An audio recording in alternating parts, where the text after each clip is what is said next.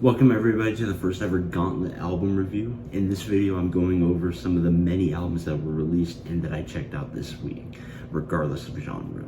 I hope that you like this, and I'll hopefully try to probably do more, but let's see who's up first. Let's go.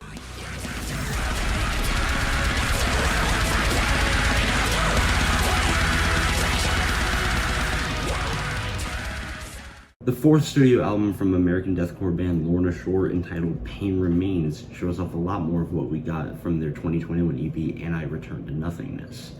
Blast beats, epic symphonic backing instrumentation, Will Ramos has various styles of brutal vocals, and some really solid guitar solos. Breakdowns scatter and surround this album as well, especially on tracks like Into the Earth and Sunnier. This record also does include standout tracks like Cursed to Die, Soulless Existence, and Welcome Back, Oh Sleepy Dreamer. All of this whole album culminates in the Pain Remains suite, which is a trilogy of tracks that flow into each other, all parts emotional, all parts heavy, and over 20 minutes of continuous beauty. Lorna have proven again even more and more that they are the new face of deathcore and are gaining fans at rapid rates. Amazing album. Pain Remains gets a 9 out of 10.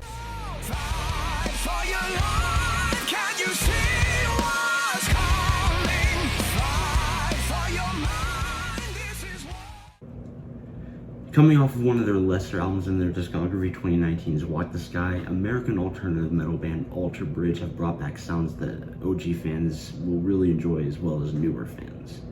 We do, however, get kind of what we expect from Alter Bridge album: heavy riffs from Mark Tremonti and Miles Kennedy, amazing vocals from Kennedy, with Tremonti getting in on the action as well.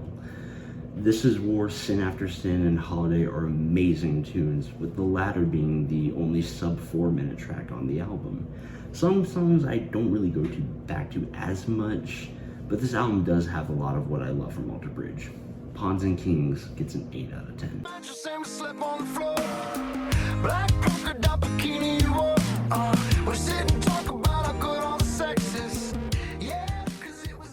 One of the hardest working and most consistent bands is Texas's Blue October, with this new record being their 11th. A band that has always had emotional songs, all written from one of my personal favorite songwriters, vocalist Justin Furstenfeld, with most of the songs usually dealing with his personal life and problems. With this new album, it continues a string of albums that are a mix of happy, positive, whilst also carrying a heavy emotional weight. Favorite tracks do include Where Did You Go, I'm Less of a Mess These Days, the title track, and Shut Up, I Want You to Love Me Back, with the former being a nice fun little bop.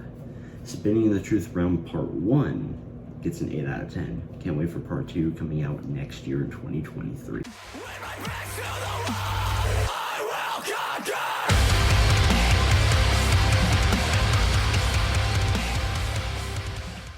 One of the more respected bands in the metalcore scene back in the 2010s, developing a sound included a good usage of electronic elements, harsh vocals that you could actually understand, and really good cleans from the late Kyle Pavone, who sadly passed away in 2018, a year after their last studio album, 2017's Cold Like War, which was, in my opinion, one of their best. Darkbloom sees the band's longtime harsh vocalist Dave Stevens take over both screaming and singing duties. They did have a 2-song EP that came out in 2020, but was pretty good and gave us a taste of what to expect from this album. And I'll tell you this, he does a really good job here as well, especially on the title track and my favorite song of the album, Daggers, featuring rapper 0936, which shows the awesome tunes this band can produce. Other songs are good, such as Black Hole and Plagued, as well as Golden, but really good songs otherwise. Darkbloom gets an 8 out of 10.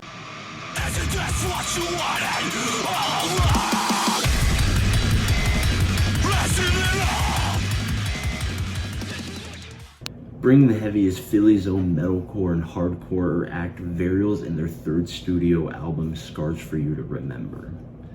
Coming off of a solid 2019 album with In Darkness, the band is back to smashing it, With standout tracks like The Cycle of Violence Chapter 1, 50 Cal, and the closer Halo of the Sun, we see the full assault that this band can deliver, but also can bring some cleans and melody on songs like Circles.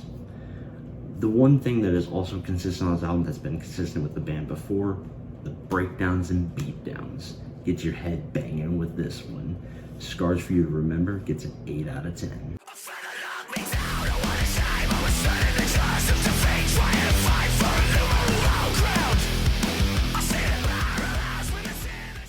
The last album I'm going to cover with is from a band that was once known as one of the stalwarts of the metalcore scene, with many praised albums and have definitely evolved over time. From mathcore to metalcore to gent to now arena rock? Whatever the shift is, the band has definitely gained some detractors. This new record only comes a little over a year after their 2021 album, For Those That Wish to Exist, which I actually kind of enjoyed in pieces, with some banger songs. But this new one, I can't really say the same. The riffings kind of become too generic and the song crafting seems bland. Even if the production is solid, it's hard to enjoy this album. I don't mind songs like Deep Fake or A New Moral Low Ground, but a lot of these songs do bleed together too much, and not in the good transitional way, more in the they sound too alike each other. The classic Symptoms of a Broken Heart gets a 4 out of 10. Sorry. Hopefully you enjoyed this Gauntlet album review. I hope to do more in the future, especially if the week does bring a lot of big and good albums. Maybe I'll try to get some more of those single reviews. I've been lacking on those, I do know that. And if I can't get to another Gauntlet of it, hopefully I can get an album or two every week. But let me know what you think in the comments below, if this series should continue, or should I just stick with my normal album reviews. But until then, enjoy the next video. Take care.